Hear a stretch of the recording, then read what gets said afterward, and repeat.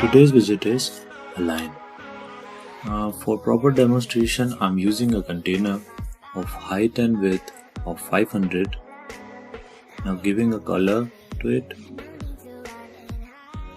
and now creating a child that is a text widget.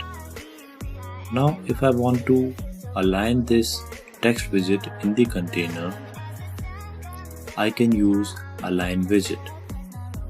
So for that, first wrap this text widget into a align widget.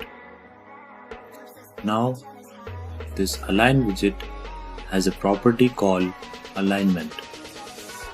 So you can use that alignment dot top left or any other property according to your requirement.